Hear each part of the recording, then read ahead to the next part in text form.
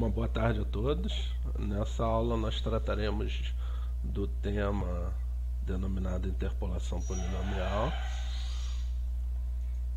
onde faremos uma breve introdução do tema. Falaremos de interpolação polinomial como sendo uma forma de determinar um polinômio interpolador, né? É um tema bastante importante para o nosso curso. Trataremos de uma aplicação, né, associada, e deixaremos um desafio. Bom, seja G uma função que aproxima f no intervalo, né, contido no domínio dessa função, e se para um conjunto de pontos, denominado conjunto de pontos de suporte, g de xi seja igual a f de xi, então a gente diz que G interpola f nesses pontos. Uma ilustração, né, nós temos uma G, né, que é um polinômio, né, e temos a f. Né. Bom, a característica dessas duas funções é que elas coincidem, né, nesse conjunto de pontos considerados. De x0 até x5, G de x0 é igual a f de x0, assim como os demais pontos, né, considerados. Né. Vejam que fora desses pontos considerados, a G pode diferir da f. Mesmo assim, G interpola a f nesses 6 pontos considerados. Bom, o principal uso de interpolação está em duas possibilidades. Na primeira possibilidade é de modelar um conjunto de pontos. Suponha que você tem um conjunto de pontos derivados de um experimento. Você pode modelar um polinômio, ou escrever um polinômio que contemple todos esses pontos. Um segundo ponto principal do uso de interpolação seria na possibilidade de substituir uma função por outra. Né? Então a gente pode considerar que G substitui a f no conjunto de pontos considerados, né? Desde que G interpole a f nesses pontos. Bom, do ponto de vista teórico, considere n mais um ponto de suporte, x e f de xi, associado a uma função ou a um experimento, e considere p de x como sendo um polinômio, né, que interpola f, né, de grau menor ou igual a n, dado n mais um pontos. Bom, então, por definição, se P interpola F, então P de xi será igual a F de xi para todos os pontos suportes. E mais, um polinômio, né, ele é retratado como sendo um somatório, né, com j variando de 0 até n, de aj x elevado a j. Então, P de x eu posso escrever como sendo a0 mais a0 x elevado a 0, que é 1, a1 x elevado a 1, a2 x a 2 até n x elevado a n. Tá? Isso que é a forma, né, algébrica de um polinômio. Bom, a pergunta: como determinar os coeficientes desse polinômio? Né? O polinômio ele é escrito numa variável, a variável aqui é x, né? E a0, a1, a2 até a n são os coeficientes do polinômio. Então, se eu souber os coeficientes, eu sei qual é o polinômio interpolador. A pergunta que surge é: como determinar os coeficientes do polinômio interpolador? Bem, dado que P de xi é igual a f de xi, né, então nós podemos representar, né, um conjunto, né, associado a essa noção, né, de que P de x interpola f de x. Nós podemos montar um conjunto, né, de n mais uma equações, né, onde P de xi vai ser igual a f de xi para todos os pontos de suporte.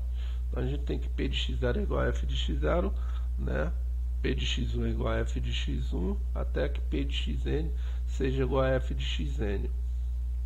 Bom, desenvolvendo P de xi para todos esses pontos suportes, nós temos um sistema, né, linear, onde nós temos n mais 1 equações, né, para n variando de 0 para i variando de 0 até n, e nós temos n mais 1 variáveis, né? Então isso aqui é um sistema linear, né, de dimensão n mais 1, onde a solução desse sistema linear, né, corresponderá, né, aos coeficientes do polinômio interpolador. Bom, retratando o sistema na sua forma matricial, nós temos que a matriz de coeficientes, né, ela é derivada de todos os conjuntos, derivada do conjunto de pontos e suportes, e temos que o termo independente é derivado da função aplicada em cada um dos pontos considerados. E onde o nosso intuito, o nosso objetivo maior é encontrar, né, a solução desse sistema, ou seja, os coeficientes do polinômio de tal forma que P de x corresponda, ou que P de x interpole a f nesses pontos. Portanto, resolvendo o sistema linear, facilmente você encontra os coeficientes do polinômio associado. Uma aplicação que surge desse conceito de interpolação polinomial, né, bem simples, é a possibilidade de determinar um polinômio que interpola 3 pontos, né? Bom, como que nós poderíamos resolver essa questão ou esse problema? Suponha que você esteja determinado a escrever um polinômio que contemple esses 3 pontos. Bom, então a gente sabe que P de xi é igual a f de xi, que P, como P é polinômio interpolador, ele vai passar por esses 3 pontos. Então a gente sabe que P de 1 vai ser igual a 5, P de 2 vai ser igual a 16 e que P de 5 vai ser igual a 157. Aplicando a fórmula do polinômio em 1, então nós temos que A0 mais A1 vezes 1 mais A2 vezes 1 ao quadrado é igual a 5. Aplicando o polinômio em 2, A0 mais A1 vezes 2 mais A2 vezes 2 ao quadrado é igual a 16. E aplicando em P em 5, nós temos a terceira equação desse sistema linear. Bom, resolvendo essas potências, né, 1 ao quadrado, 2 ao quadrado e 5 ao quadrado, nós podemos reescrever esse sistema linear dessa maneira, tá? Onde nós temos essas 3 equações do sistema, né, que foram determinadas através da noção de que P é polinômio interpolador. Bom, resolvendo esse sistema, né, nas variáveis A0, A1 e A2, nós podemos, primeiramente, reescrevê-lo na forma matricial e resolver, né, utilizando um método clássico de resolução de sistemas lineares. Por exemplo, você poderia aplicar o método de Gauss com pivoteamento, tá? Você facilmente determinaria, né, os coeficientes A0, A1 e A2. Dessa maneira, você poderia escrever um polinômio de grau 2 que contemple esses 3 pontos considerados. Bom, aplicando, né, a noção de Gauss, né, nós fazemos ou alteramos a segunda linha desse sistema, né, fazendo com que a componente A0 não pertença à segunda equação desse sistema, nem à terceira equação desse sistema. Fazendo L2 receber L2 menos L1, nós facilmente alteramos a segunda linha para, né, ou anulamos, né, A0 na segunda equação e anulamos, né, A0 na terceira equação, fazendo L3 receber L3 menos L1. Bom, aqui trocando a linha 2 com a linha 3, né, aplicando a regra de pivoteamento, nós temos que o multiplicador, né, o M32 vai ser 1/4. Então, fazendo L3 receber L3 menos 1/4 de L2, nós alteramos a terceira linha de modo que A0 e A1 não sejam representados nessa equação. Bom, então a única variável que será representada nessa terceira equação é o A2. Então facilmente nós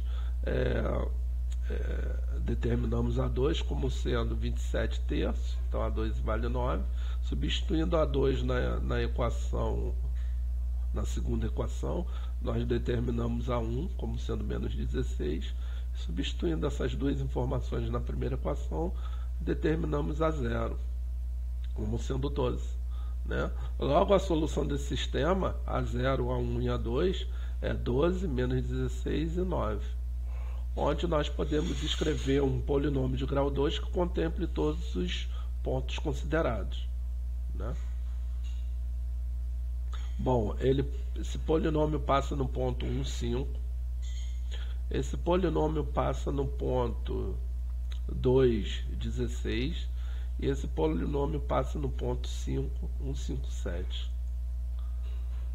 Bom, agora um desafio, né?